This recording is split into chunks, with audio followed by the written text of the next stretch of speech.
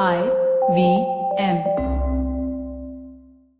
Hey everybody, quick request once again, if you could help us out by filling out our survey. It's at ivmpodcast.com/survey. This really helps us talk to advertisers about the kinds of people listening to these shows. Really do appreciate your help, and we're going to be doing a random drawing, and we'll be sending out some IVM swag. Hope you enjoy that.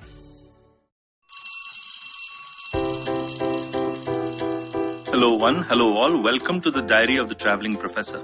And I'm Siddharth Deshmukh, your friendly neighborhood traveling professor himself. Well, this is a New Year's start. I think that all of us want 2021 to be better than 2020. Who doesn't? Yeah, who doesn't? But as I say it, I keep wondering to myself, what is it that I can do differently with my New Year resolutions, whatever they may be, in order to have even better outcomes for the coming year? Right?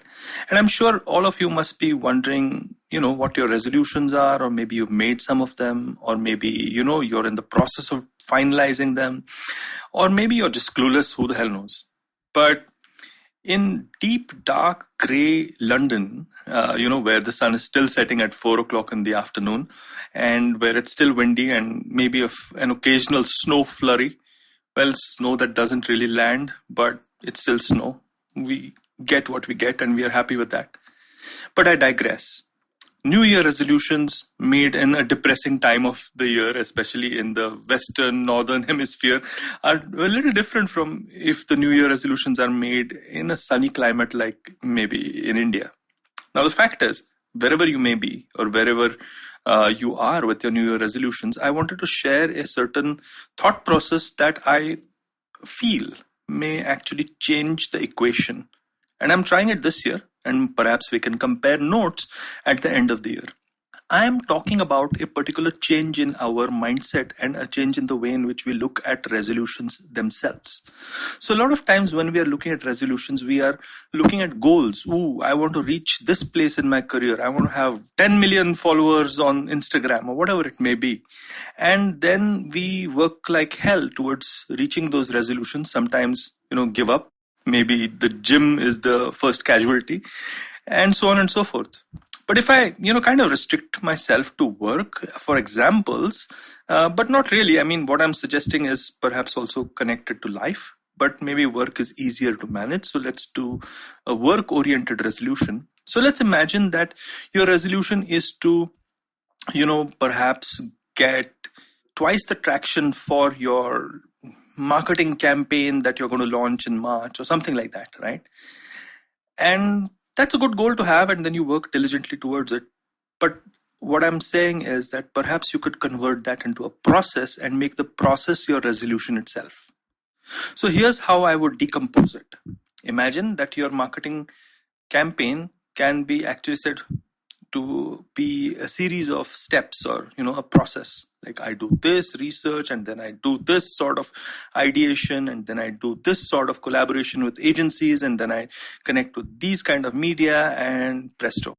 So perhaps what we can do then, in just by the use of this as an example, is to look at this process and say, how can I make this process better?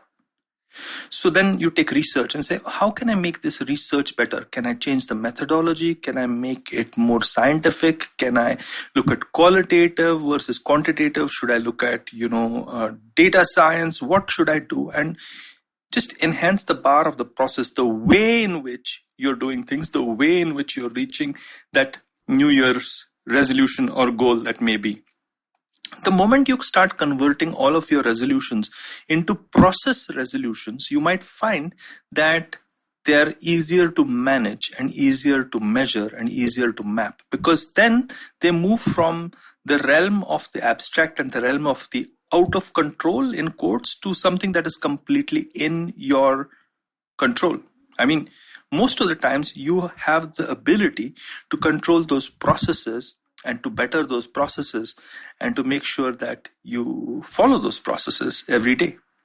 So this is quite a radical way of looking at resolutions from an outcome-based perspective to a process-based perspective. And besides just the marketing campaign example I took, I mean, you could take this sort of an approach towards the rest of your life. I mean, you can look at work-oriented stuff, or you can look at fitness, or you can look at, anything that needs work on, like relationships or anything of that sort. I mean, if you look at fitness, instead of focusing on, I have to lose 10 kilos by the end of next year, perhaps what you can do is, I'm going to have the process of, portion control. I'm going to practice portion control. So what does that mean? So it means that, I'm going to eat this much amount. So that means that I'm going to buy the really good nutrient foods, and I'm going to make sure that they're cooked well, and so that I get satisfied, and so on and so forth. I mean, you can have a lot of fun with this. My personal feeling is that if we convert that into a process, it also reduces the stress of perhaps not reaching a resolution, because you may or may not reach your resolutions. Let's be honest. A lot of times we tend to fail in our resolutions because they're a little too ambitious or a little too vague. But the moment you make it into a process, at least you have the satisfaction of failing with the knowledge that you have stuck to the process, and there are always going to be hidden benefits of actually sticking to a process.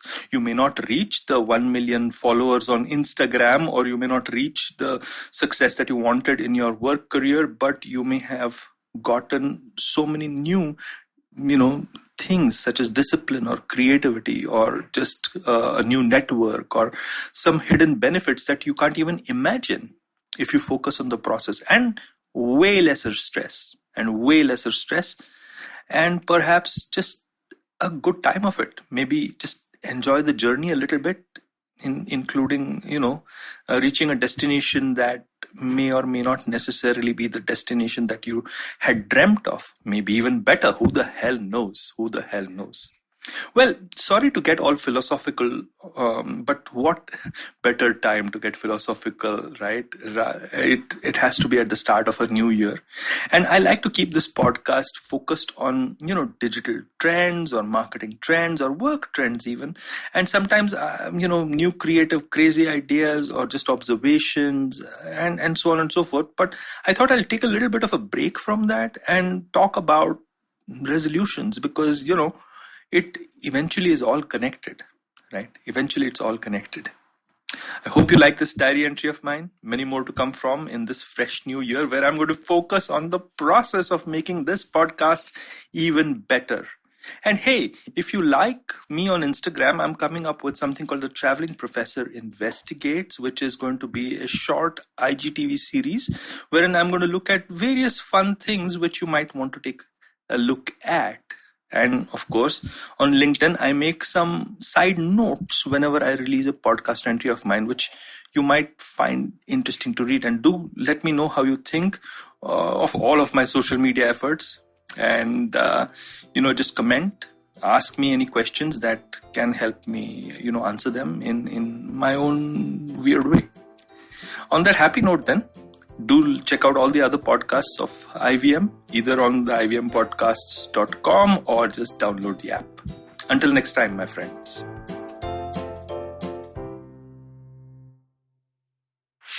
Whether you're an established sports person or a budding one, or simply a sports enthusiast, join us, Tanvi and Shlok. We are two passionate pro badminton players talking policy, mindset and everything sport. So tune in to the Millennial Athlete every Monday. Only on the IVM Podcast Network. Trust us, it's gonna be lit. What are some of the radical changes that are now shaping our workspace? With physical distancing and heightened safety protocols being the norm, will technology finally make its large-scale entry to the workspace? Will design as we know it change for the long term? Is it possible for the Indian commercial real estate space to adopt a 360-degree approach to sustainability? Join our hosts at the Future of Space podcast by RMZ as we deliberate with industry leaders, analysts, and bright young minds on the way forward for the workspace given the new COVID normal. Tune in to the IVM Podcasts app or wherever you stream your favorite podcasts